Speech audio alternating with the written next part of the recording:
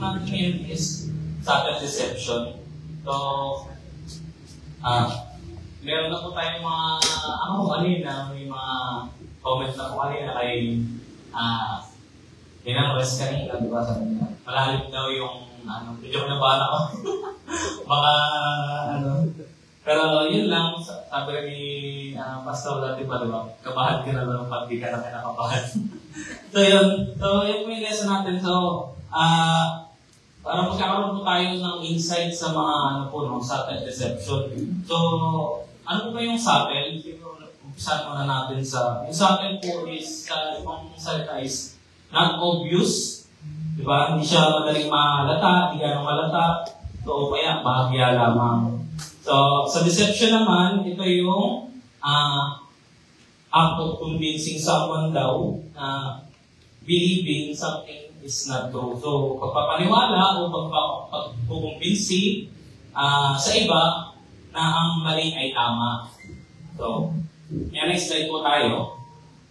Yan, familiar po tayo lahat dyan siguro kung kahit pa paano nadadaan po sa mga natin yan, sa mga social media natin nakikita. So, isa po ito sa mga sample natin na subtle deception po, no? Yung mga para sa akin po, yung mga nagdadasal ng nagdadasal muna bago kumain ng napakaraming pagkain, di ba yung as in, natatak pa lang minsan yung pangit na ba yung sample ko, no? Pero kasama rin yan kasi kung iisipin niyo po, napakasama po sa katawan yan. Ano po ito, balot eh. Tapos yan, mga cobra energy drink, di ba? So, deceiving po yung ganito dahil marinig po natin sa iba, di ba, na at least nag-pray siya bago kumain. Di ba yung ganun, parang malalagyan tayo sa, parang okay na siya, nag-pray naman di ba?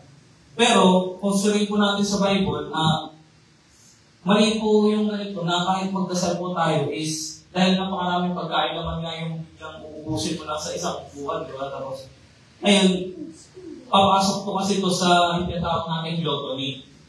No, meron po tayong mga so ano po ba yung first pala, ano po yung gluttony? So, ito yung labis na pagkain, ganyan, o sa madaling salita, yung katakawan po. Yan. Sa mga susunod po na slide, mabanggit po natin yung mga verse. Yan. Masamang dulot sa atin ang gluttony. Tingnan po dito. Proverbs 23, verse 20 to 21. So, sa 20, do not be with heavy drinkers of wine or with gluttonous eaters of meat. Yan po yung sasabi mo kanina. Gluttonous eaters of meat. Diba? So, wala kumain ng karne. So, for the heavy drinkers and glutton will come to poverty. So, maghihirap daw, di ba? And drowsiness will clothe one with drugs. So, ito po, winawarningan po tayo ng Bible, no? Sa pagkumit ng gluttony. Kaya po nga yan, sabi di ba mismo dito sa verse na the glutton will come to poverty. Diba? The glutton will come to poverty. So, maghihirap daw po. Diba? Siyempre, may sense naman siya dahil mas marami pa po yung ating kinukonsume. Kaya sa tama lang na yung kailangan natin sa pang-araw-araw. So, may, kumbaga, sobra-sobra. Kung sobra-sobra, di ba? Alam mong yun natin lang maghihirap daw, di ba? Siyempre, kailangan natin ng trade-off sa ating sa pagkain.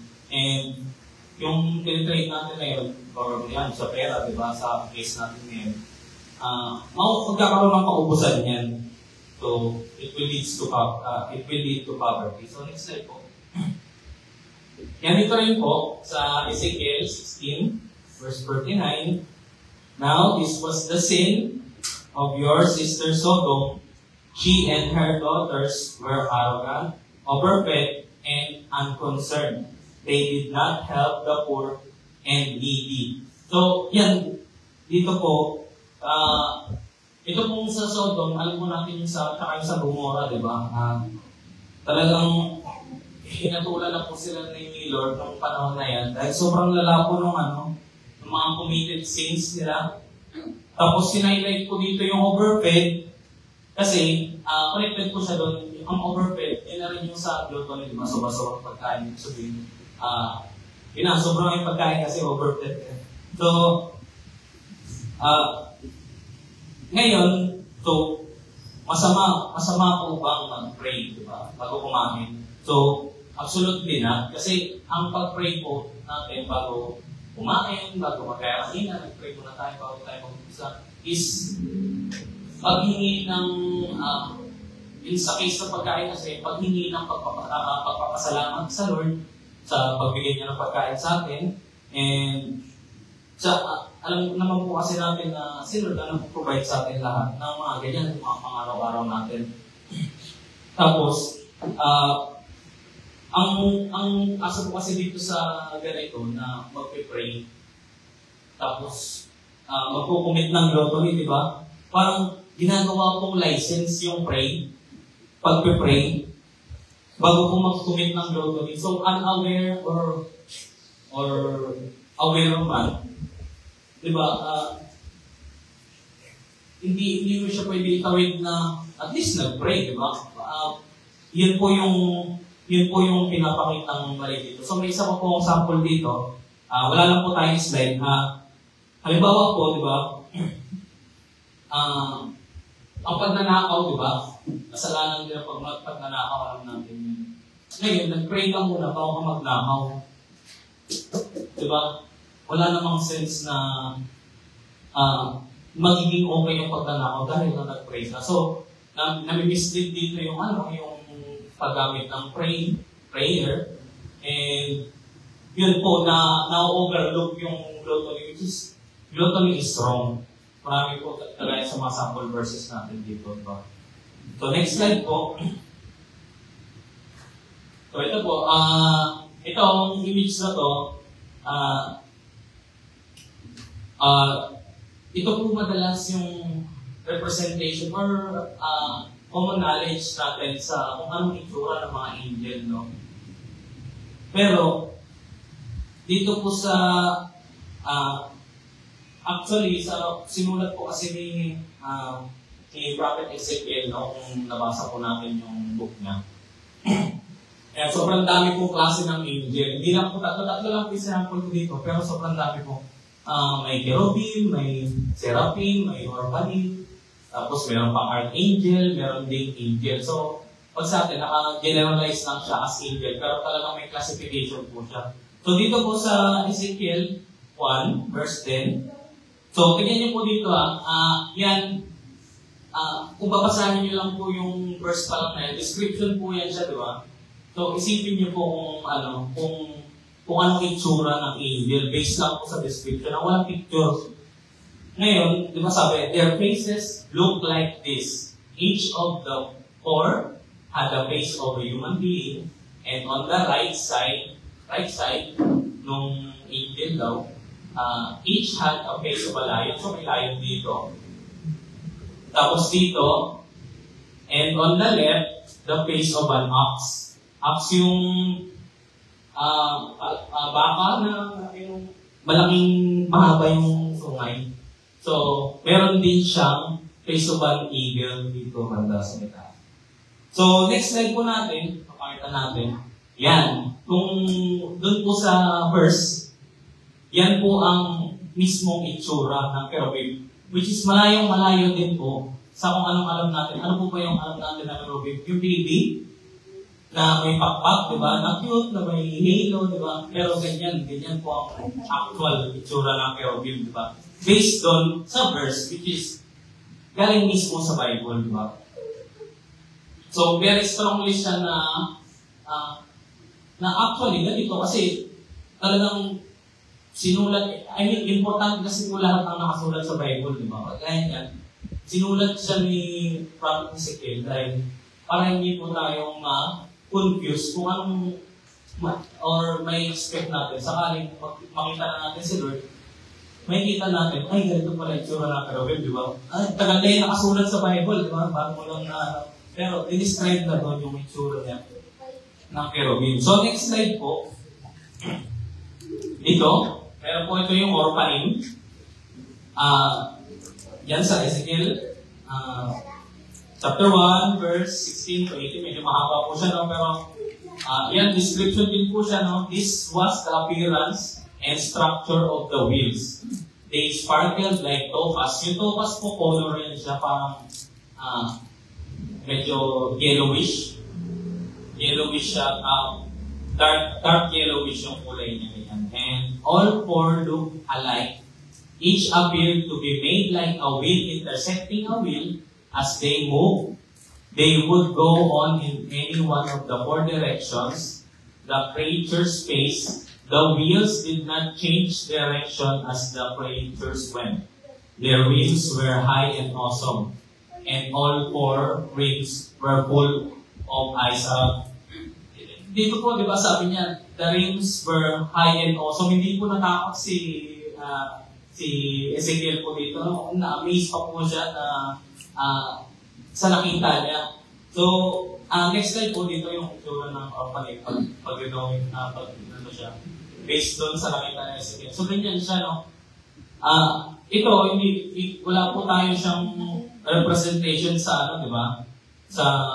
Hindi kagaya ng cherubim, na may idea tayo, di ba, kung ano itsura ng cherubim. Itong orphanage, based po sa deeper research ko is, wheels ng throne ni Lord to. So, fix yan, magkakapares yan. 4 na peraso sila. Tapos yan, ganyan nga itsura niya ngayon. Tapos may mata malaki sa gitna, di ba?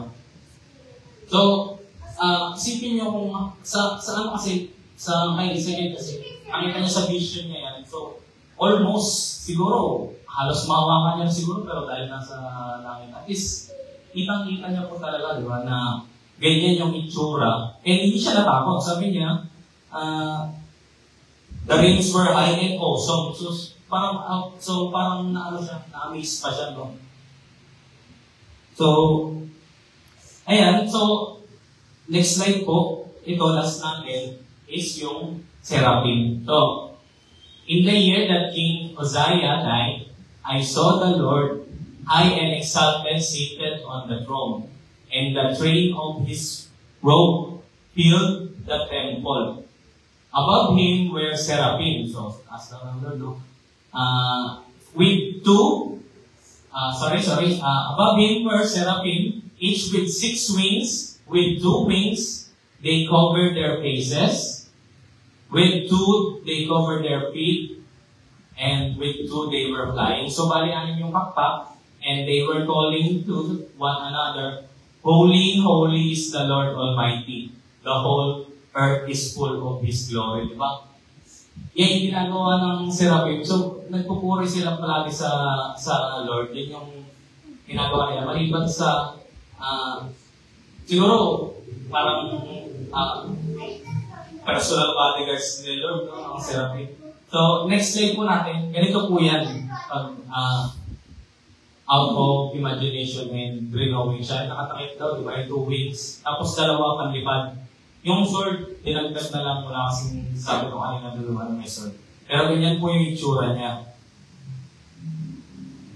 So, yun, ito, mas lalalim na po tayo sa tungkol dun sa subtle deception. So, ang main point lang po nung sa pinakita ko kanina, diba, yung para magka-idea tayo na iba yung kung anong nakikita natin plainly or kung anong mga pinasa sa atin daw laro, kung ano itsura ng mga angel. And as Christian, kailangan din po natin malaman ganito, no exception. Diba? Kasi as long as within the Bible, may mga nakita rin po kasi ako na nahirapan din po talaga sila magbasa ng Bible kasi sinasabi daw po nila is dry daw po yung mga verses. Yun, hindi ko na siya masyado nasaliksik, pero siguro, parang tingin nila is wala kang magpupulot na aral, pero lahat po ng ano sa Bible, nakasulat sa Bible, is may makupulot tayong aral. Hindi na po madalas nagagamit, kagaya niya, di ba? Hindi madalas nagagamit. Pati merong verse na yung lineage na papunta kay Jesus, simula kay Adam, pababa papunta kay Jesus. Yun madalas hindi rin nagagamit talaga sa mga lesson. Kasi nga, hierarchy lang siya kung paano na hanggang kay Jesus, di ba? May verse. Nakalimutan ko kung saan chapter, pero nasa-search niyo yun. Madali nga siya natin. So, next slide po. Genesis 3, chapter 1 to 5. So, dito po muna sa chapter 1. So, ito po yung parang ito na po yung sa downfall talaga ng ating mga tao. So, galing pa pong Genesis, which is, this is from sa kila Adam and Eve po. So, kauna-unahang minuto pa natin, no? So, now the serpent was more crafty than any of the wild animals the Lord God had made. He said to the woman, "Did God really say, you must not eat from any tree in the garden?" So, dito po, ito na po yung umpisa sa deception. Dito pa lang, sabi ng serpent, di ba? Hindi niya agad dininay yung utos ng Lord, di ba? Tinanong niya muna si Eve. So, si Eve po yung kausap niya dito. Did God really say, di ba? Sabi niya, tinanong niya muna. Tapos, para gumana kasi yung deceiving po or palilin lang, hindi agad sinabi ng ahas na, mali ang sinasabi sa'yo ng Lord. Ako ang sundin mo, di ba? Masyadong agresibo, baka kaya sa siya ni pag ita-direct to the point. So, ganyan, tinanong niyo muna, dahan-dahan. Nilagyan niya muna ng doubt o pagdududa si Eva sa utos ng Lord sa kanila ni Adam. So this introduce about God's character and His instruction. So, dito, meron din po siyang ginawang exaggeration. So, God said not to eat from one tree, but the serpent frames it as any tree. Any tree daw, di ba? Ang sabi lang ng Lord, huwag kayong kakain sa nag-iisang puno, specific. Yung nasa gitna daw ng garden, di ba? Which is yung tree of knowledge of good and evil. Yun yung tree na yun. Specific lang. Pero dito, yan na, sinamahan ng serpent o yung ahas o si Satan ng any tree na garden. Yung tanong niya, no? So, exaggerate niya yung utos ng Lord dyan. And, from bawal sa nag-iisang puno, naging papunta sa kahit anong puno. Pinagbawal mo kayo na kumain sa kahit anong puno, di ba? So, parang sinasalpak niya sa utak ni Eve na may pagka-unfair ang Lord, no? And sobrang higpit ng Lord sa kanila. So, next slide po. Yan, sa verse 2, the woman said to the serpent, "We may eat from the trees in the garden." But sa verse 3, "But God did say, you must not eat fruit from the trees that is in the middle of the garden, and you must not touch it, or you will die." Di ba dito, parang pinawalang bahala pa ni Eve yung kasi kinancel out niya yung sinabi ng serpent, di ba? Na, totoo ba na pinagpawalan kayo ng Lord na bawal kumain sa kahit anong puno daw, di ba? Sabi dito ni, pwede kami kumain. Diba? We may eat fruit from any trees in the garden. Wag lang daw doon. Sinabi sa middle of the garden daw, di ba?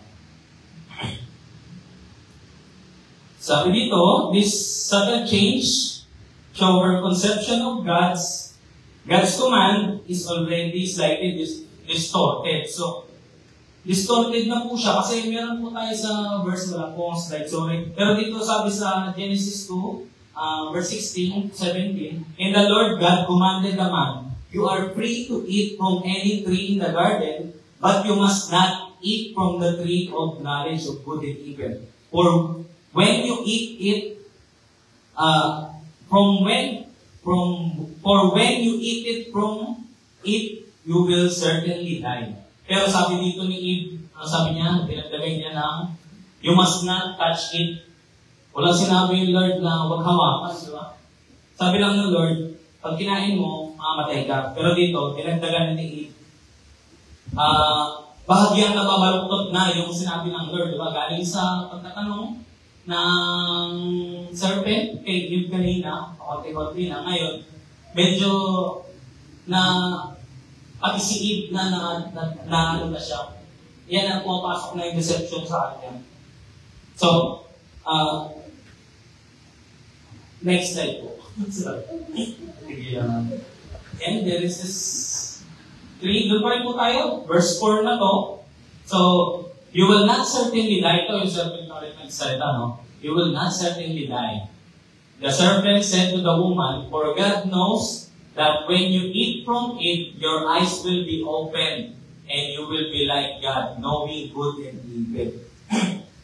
So, from deception, di ba?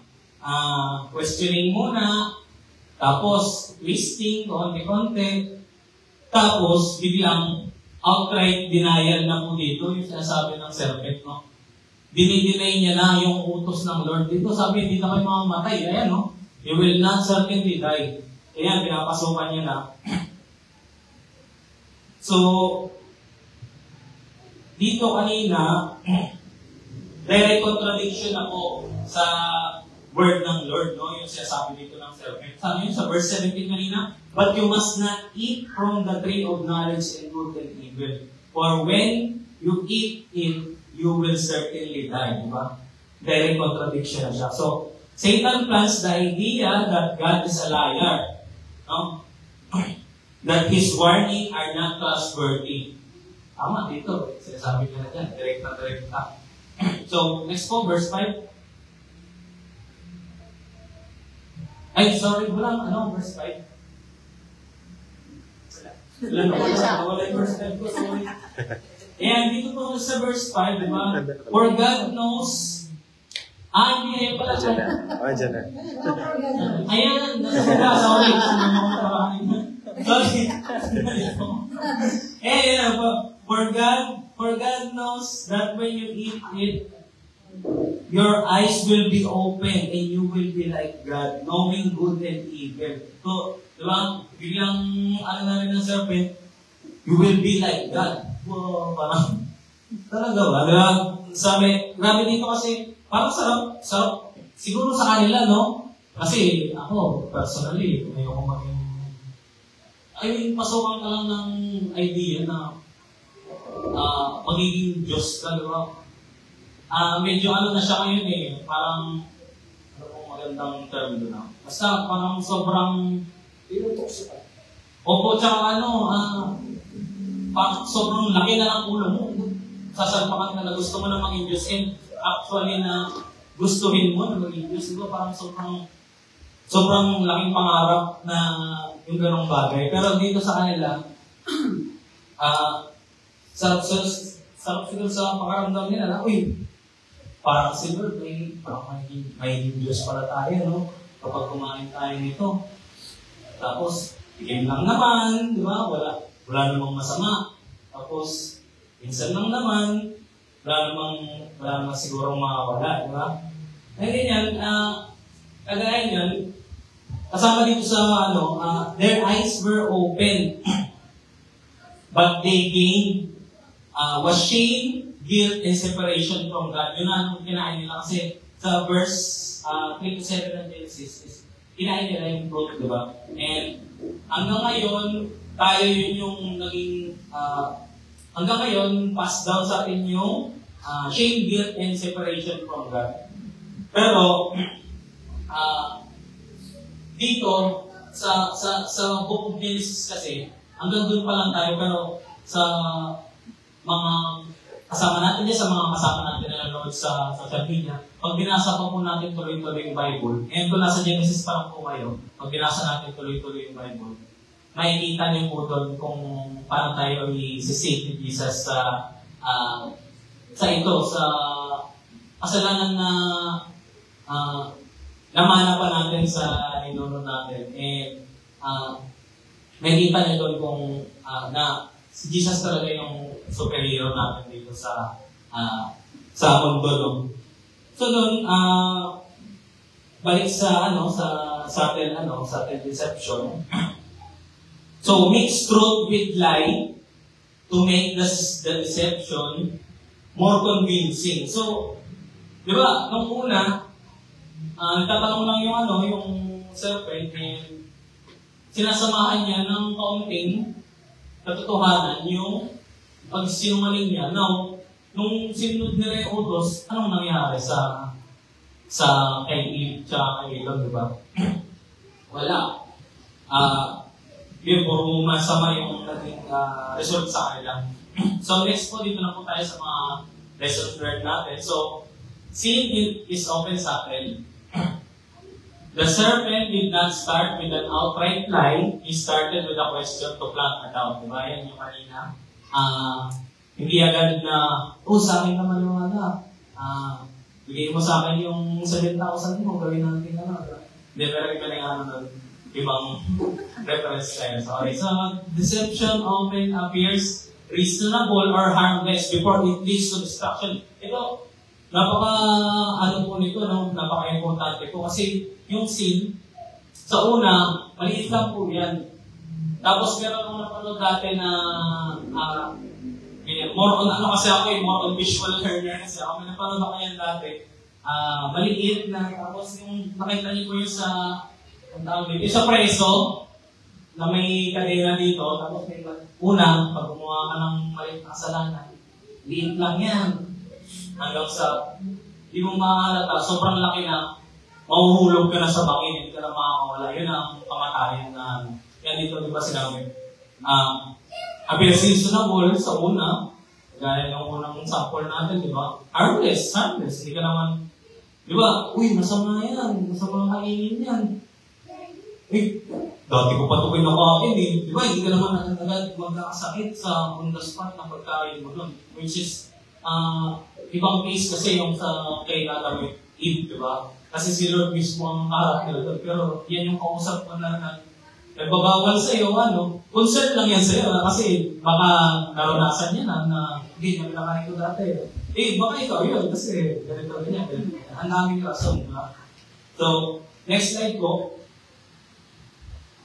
So, yan, our desires can blind. So, Proverbs 23, kanina sample natin, warns that indulgence in food and drink can spiritually and financially ruin us. Diba? Hindi siya literal na poverty yung tinutukoy kasama pati spiritually. Kasi, ang magiging Diyos na natin is yung mga tiyan natin, kailangan palagi kang busog. Kasi, may mga napanood ako niyan na yun yung mga content nila sa mga videos nila na pag sinasabi sa lokalingan, di ba, na parang kakain lang daw nila, gutom na naman daw sila, yun na yun.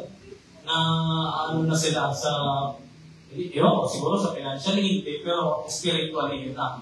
Ang nag-iiba na yung direction ng routine nila sa pang-araw-araw. Hindi mo na mapapasukan, makakaisip na, uy, di ba ako nakapagpasa ng Bible ngayon, naisip mo na lang palagi, gutom ka. Yun yung sa epekto ng logamy. Next slide po. Tapos, misconceptions about the spiritual realm are dangerous. So, ito yung kanina sample sa mga angel, the Bibles, cherubim, orphanim, and seraphim are awe-inspiring and holy, not cute or harmless. Diba? So, wrong conceptions make us take spiritual warfare lightly. So, ano po yung spiritual warfare? Yan yung pakikipaglaban natin sa kaaway. And para sa akin, napaka-importante rin po nito, no? Yung wrong conception sa pag-take ng spiritual warfare. Dahil spiritual warfare, dahil ang away po natin is restless po yan. Talagang araw-araw, bibigyan ka ng deception, and dapat hindi natin, make us take spiritual warfare lightly. Dapat hindi lightly, dapat on guard palagi, palaging antabay na sana, Lord, gabayan mo ko, and hindi ko kaya to, Lord, nung wala pa. Ganyan palaging, at saka, ganyan sa kagaya nung sa mga itsura ng cherubim or paninda ka seraphim. Sobrang layo nung sa unang yung natain sa atin na cute and harmless lang siya. Pero hindi siya tumimik na cute and harmless, kundi to guard and ma-represent yung holiness ng Lord and makita yung glory ng Lord sa Kanya. No? Hindi yung para ma-please yung eye natin mga tao sa mga angels. Next slide po. I believe ito na po yung last.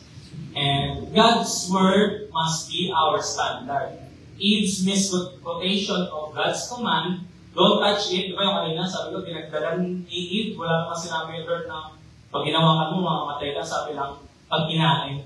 So, shows the danger of adding to or subtracting from God's Word. So, yan, napaka-importante po nun na as in, nagbawas, tingin ko nga, kahit yung mga kuwit o tordok lang sa mga post, siguro pag mali yung pagbasa mo, mag-iiba na yung meaning ng Lord. So, napaka-importante po, no? And, huwag daw dagdagan and bawasan yung mga nababasa natin na natutunan natin sa salita ng Diyos. So, yun lang po, glory to God, and sana may thoughts po kayo no, para madagdagan po yung sa lesson natin, and kung may mga dapat i-correct, diba? Or idagdag pa. Thank you, thank you.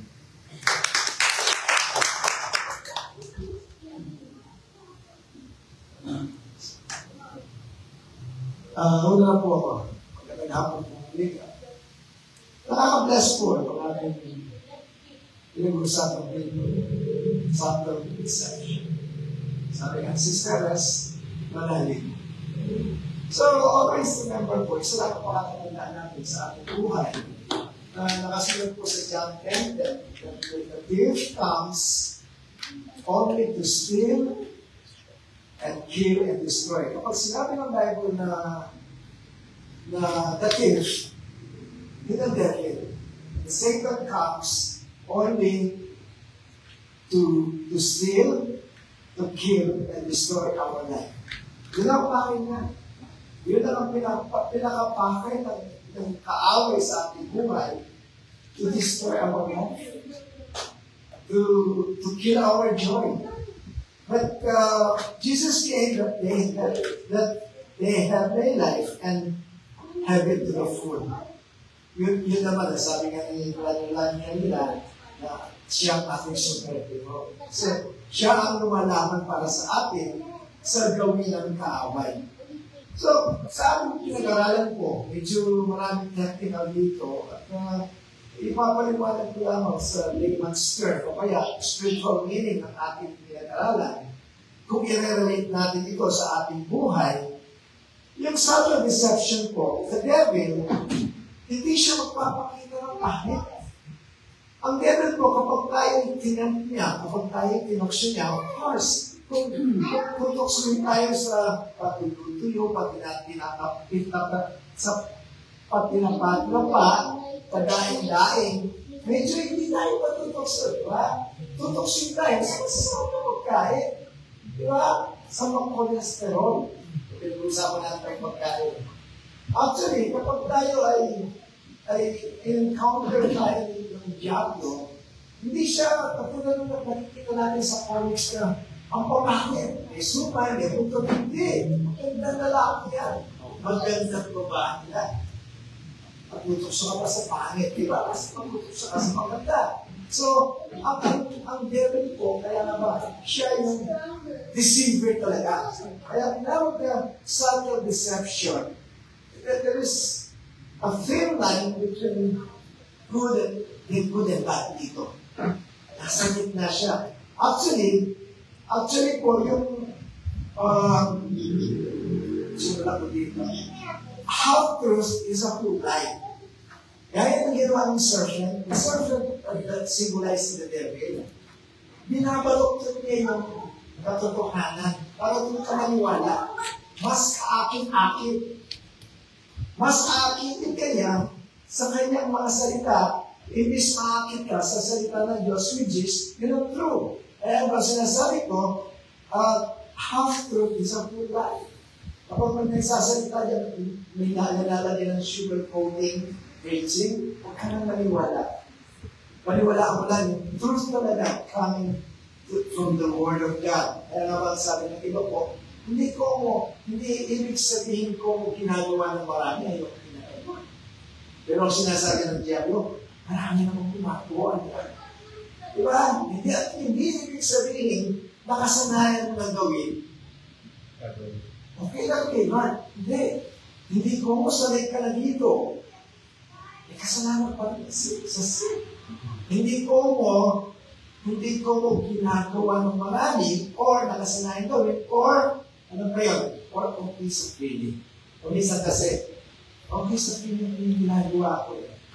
Siguro okay na rin Lord. Sana reception. Huwag kang maniwala. Right is right and wrong is wrong. Wala mong gitna. Walang gitna yun. Kaya yung devil, marami siyang kumikita para akitin tayo at iwalay tayo sa Diyos. At siguro minsan sabi nga, do not give the devil a foothold. Ibig sabihin, kahit na 1 inch na, huwag siya mapapasukin sa iyo. Kasi kapag nasanay yung devil na pinapapasok mo, text lang ng pastor. Pinag-text lang ng text ko. Hindi naman kami mag-limit. Text mate lang. Rose, texting lang. Kapag hindi mo pinansin, kapag hindi mo pinatayan ang iyong puso at inayaan mo, yung devil na unti-unti pumapasok dyan, text na naman eh. Pinalauna, hindi makikita. Saknan na lang kung pagkatao mo. Hindi na text, sasama na kayo ng text. So, ganun po. Kaya sabi ka ng iba, actually, nasa Biblia, okay lang na hayaan mo yung mga ibon na lumilipat-lipat sa ulo mo. Huwag mo lang hayaan na mapukat sila. Ibon sila makikita. Huwag mo natin yung Messiah. Nakaka-bless ko yung Messiah actually. Hindi na natin. This is a warning for us Christians na ang devil po nagdodouble line. Hindi siya masaya sa atin.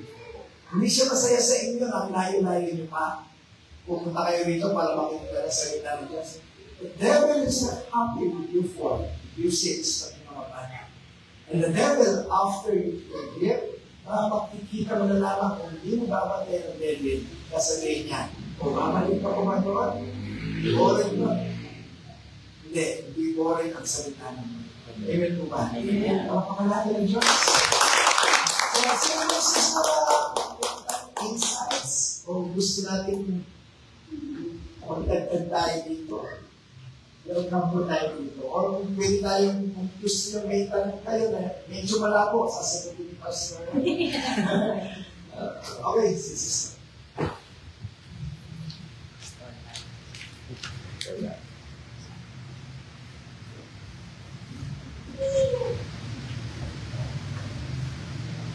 Magandang gabi po sa ating Panginoon. Ang ganda ng mic natin.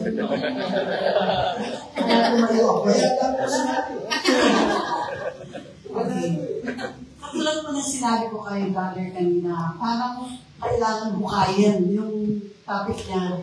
Medyo malalim po. Lalo na pagbaguhan kang Kristiyano, hindi mo siya madaling maarok. Ito ba? So ang gagawin ko, sabi niya insights.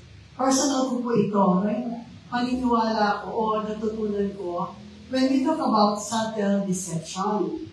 Ang sabi nga, ang pinag-usapan po dito, it is a form of communication. It is an art of misleading others in ways that are indirect and understated partial truth.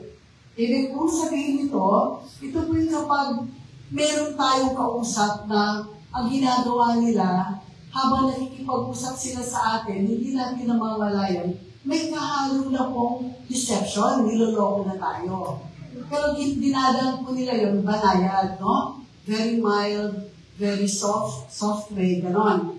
So, hindi po ito katulad ng talagang kapag nagsisinungaling ka, nakausap po yung tao. Ang tawag outright lying. So, dito po, sabi nila, ang subtle deception, it operates in gray areas. kapag kinausap ka ng tao, minsan yung napakahirap unawain. Kasi po, yung mga gray areas ang kanyang binabanggit. Marami pong ganyan sa panahon natin ngayon. Sabi, facts may be technically true, but the way they're presented creates a false impression. Ito po yung napaka-uso ngayon sa atin, trend po ito, yung mga scammers. Kung napapasin nyo, napakarami po mga tumatawag sa mga phone natin, ang dami na lang pinipresenta sa atin, mga promotion, marami pong gimmick. Pero ang ginagawa po nila, iba po yung, minsan yung galing na sinasabi, mga fact, pero may halong po deception yun. Hindi po genuine. Kaya minsan tayo napupulog. Halimbawa po, no? Minsan nag-comment sila ng mga important facts. Halimbawa, merong tumawag sa'yo, na-offeran ka ng insurance.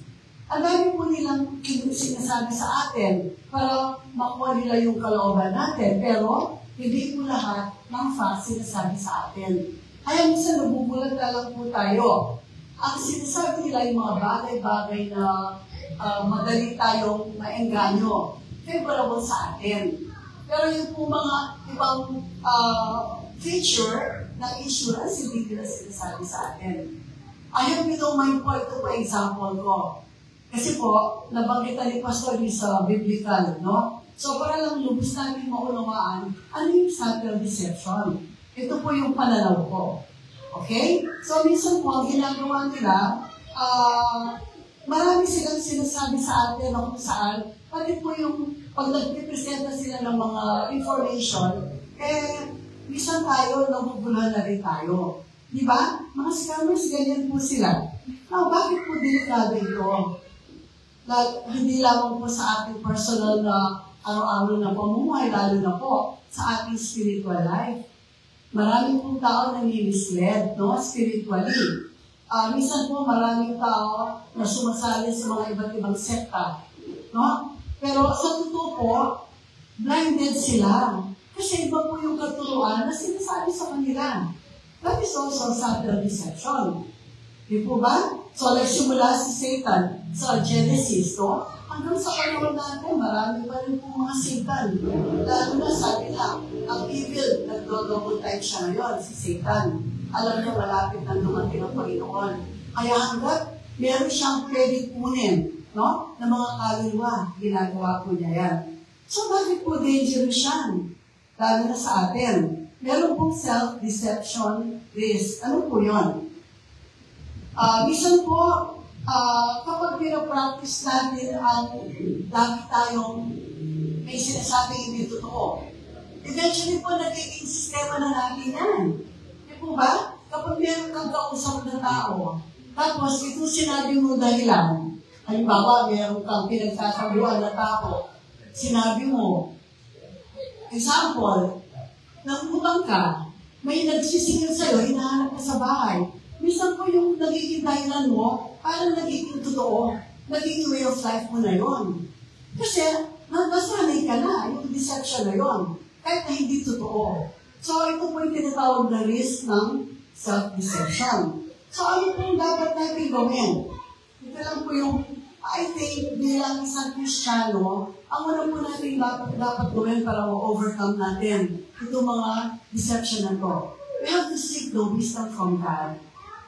Kapag po tayo, meron tayong Diyos sa ating puso at nananahan ng Diyos sa ating puso, malayo po tayong malugmok sa ganitong mga uri ng mga panloloko. Naniniwala po ba tayo? Amen, din po ba? Basta mag-pray tayo and God will always protect us. God will always give us the wisdom. Ano po yung wisdom? Paano gagawin natin? Siguro kapag may mga bagay-bagay na hindi natin maunawaan, alamin po natin, no? Hanggang sa madala natin sa liwanag yung mga bagay-bagay.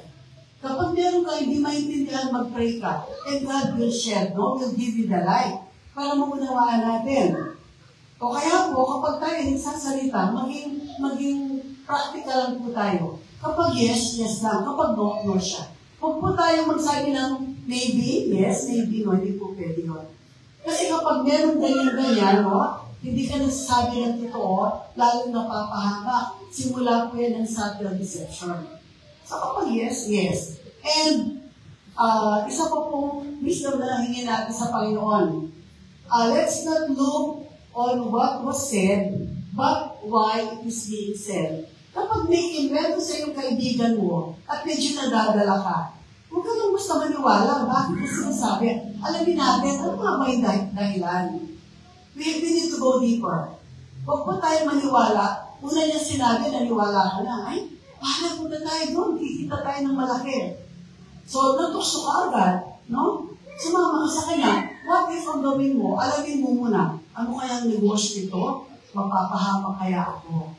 Di po ba? Kasi kapag malaki yung ino-offer sa'yo, sigurado malaki rin yung risk. Di po ba? Tignan yung ating mga corrupt na mga politicians, mga contractors, ito pa practical na to in general. Sa kanila po, naging way of life na nila yung magsinungaling. Meron bang isang aamin sa kanila ngayon na sila nagnakaw? Hindi. Kahit sino pa yan, yan ang umamin. Kasi nakabuild na sa kanilang memory, sa isip nila, wala akong ginagawang mali. Kumita lang ako, nagtrabaho ako. Although hindi sila nagtatrabaho, nagnanakaw po sila. You know what? Share ko lang po ito. Bisa napag-usapan namin ni Pastor, sabi niya, bakit ba nagpapastress ka sa mga yan? Kasi, dati po pinagpipray ko magbago ang tao. Magbago sila. Kasi hanggang hindi nagbabago mga tao, hindi dati yung sigahan. Sabi ni Pastor, wag na yan. Sabi ko, Pastor, sabi ni Pastor, para maparusahan na sila sa hell. Sana mamatay na sila. Nagtawanan po kami. Kasi, isang nga parang, di ba, nag-case. At least pag namatay sila, meron ang sagot si Lord sa kanila. Yung tinatatwa nila rito, magiging totoo na po. Pero makapaglarang, may palusana lang. Every time na makikita po natin yung mga tao nagsasuffer, pag may bagyo, hanggang leeg yung tubig, o yung baha, malulunos ko po karera, sa totoo lang. Umiiyak ang puso ko kasi paano ka mabuhay ng normal sa ganung sitwasyon? Tapos yung mga magdalakaw, nakahiga sa perang ninakaw nila. Makakadiri po yun. Kaya totoo yan. Sana dumating na siya. Kasi baka hindi na po sila magbago. Kasi kung gusto nila magbago, siguro na-realize na nila. Ano katilang konsensya? Pero hanggang ngayon, nagdi-deny pa rin po sila. Pasensya na po kayo sa example ko. Nagbiguran kami ni Pastor, nagtatawanan po kami. Na-share ko lang po sa inyo. Salamat po. Thank you for listening. God is all the glory. Sa next sabi po. Dahil maganda yung microphone. Subtle deception, no? Totoo na pakinggan yung topic ngayon. Sabi nga kanina, yung enemy, hindi naman siya agad-agad. Kapag nag-tempt siya, hindi naman agad-agad. Ibigay niya siya. Kumaga, di good thing ipapakinggan niya. No? Babalahin ka muna yan, papakita mo na yung good side ng isang bagay, para mahikayat ka niya. Ako, sa marketing, ganyan kami. Ang ipon para kami. Para na-targeted namin yung kailangan ng audience namin para mahikayat sila. Na-relate ko sa marketing. Ayun, subtle deception. Siguro po yung isang important learning ko today, maliban ko sa mga nation ni Brother Lagi kanina, yung importance nito, ng message, na dapat equip tayo ng salita ni Lord, equip tayo ng kanyang espiritu para mapaglabanan natin yung deception. Kasi kung wala tayong kaalaman, kung hindi tayo babag sa espiritu, paano tayo makikipaglaban sa deception, sa sinungalingan? Hindi ba? Kaya na yung example, yung serpent, sabi niya gano'n, may sinabi pa si Lord na yung to eat any tree, di ba? Eat fruit from any tree. So parang gano'n din siya talaga mag-tempt sa atin. No? Kapag twist muna niya yung circumstance sa buhay mo para mahikayat na doon sa side na gusto niyong gawin mo, doon sa action na gusto niyong gawin mo. Yun nga, mahalaga po talaga, sabi nga ni Mother ko kanina, na dapat na may kaalaman tayo sa salita niya. Yun nga po yung sinigil sa Bible study natin, no? Di ba? May mga bagay na hindi natin nakapag-usapan sa preaching, dito natin pag-usapan ibigay. Kagaya ng mga angels kanina, hindi ko na masyado alam yung video na. Pero praise God sa sharing kanina. Tapos, madalas tayo, no, kapag napupunta tayo sa mga pagkakataon na hindi convenient sa atin, hindi comfortable, doon tayo papasukan ng kalaban. No? Doon tayo sa vulnerable state natin. Doon yan tayo mas ititempt pa. Diba? Kaya kailangan natin ng sandata. Yun yung salita nila. Kailangan maging filled tayo with the Spirit of the Lord.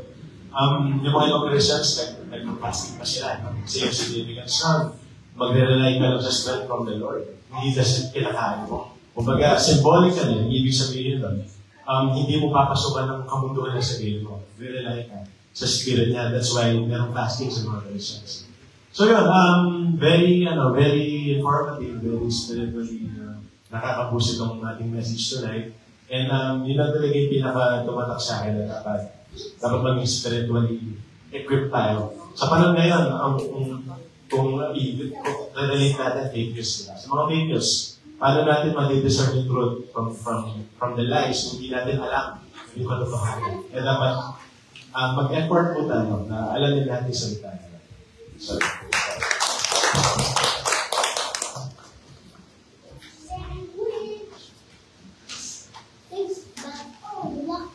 Thank you.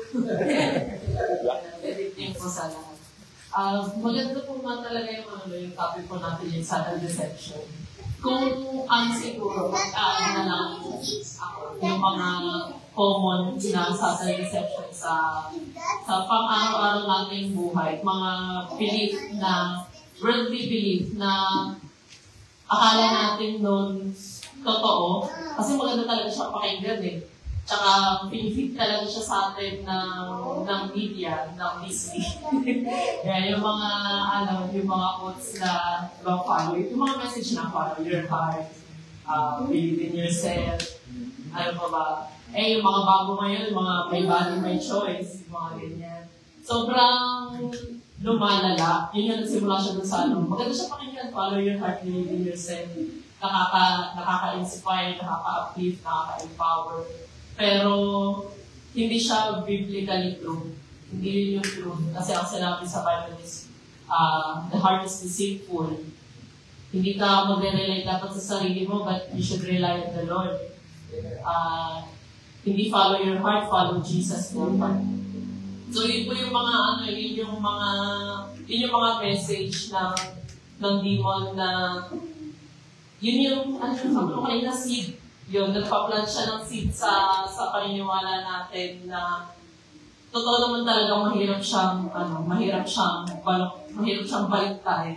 Yan, parang kagaya nga po namin ni Brother Lucky na hindi kami believer. Tumanda na kami na ganito, ngayon na kami naging believer. Sobrang hirap na baliktarin po nung sobrang hirap baliktarin ng mga ganong mindset, lalo na kapag pinipit sa'yo ng misa. Kaya tama po yung sabi kanina ni Brother King na kung hindi ka pabalik sa mga salita ng Diyos, madali kang mag-deceive ng mga ganong paniniwala.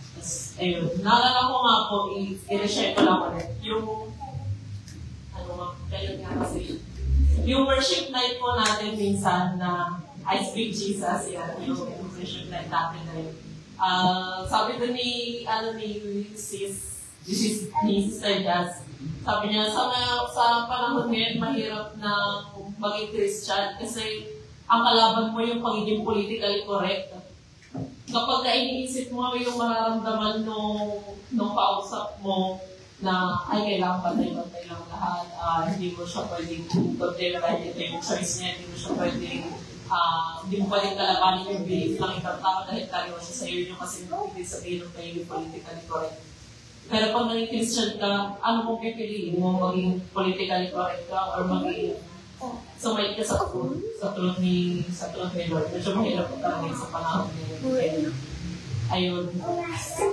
I-share ko, i-relate ko na lang din sa pagkamatay ni yung ano ba siya? Parang Christian activist, yung tawag sa kanya, yan si Charlie Kirk. Parang, yun yung isa sa, pinakamatinding example na sobrang lakas na ng ng political correctness na yun, na gano'n nakalakas yung yung demonyo na yun, na nagawa niyang patayin yung tao na yun, na nag-spread lang ng gospel, nag-spread lang ng salita nito, kung ano yung totoo, na pinapaalala niya lang sa mga tao na ito ang sinabi ni Lord, ito yung dapat natin sinusunod, hindi yung kung ano yung mga gusto nyo paniwalaan ngayon, kasi gusto nyo lang sundin yung gusto nyo, kasi gusto lang natin na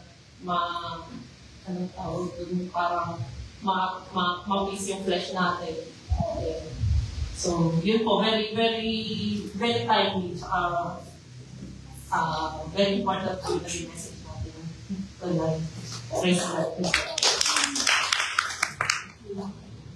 Sino ba po? Wala na. Baka meron ka. Wala na. Ang dami na natutunan. Tama na ito. Hindi, baka may tatanong sa sasayo. What is this? Ay, Rafi. Nagulat ba kayo sa kanya? Because this, alam mo ba siya telephone na kinakabis? Ayaw mo nang bitawan mo. Pastor, kaya mo ka pag-recite pag magbalik. Pag-pray mo ka. So, glory to God po sa napag-usapan na. Actually, nakaka-bless ka kasi warning ni Lord sa atin na kung siya, yung presensya niya, nandiyan siya. Nandiyan yung kalaban yung spiritual battle, natin inside us.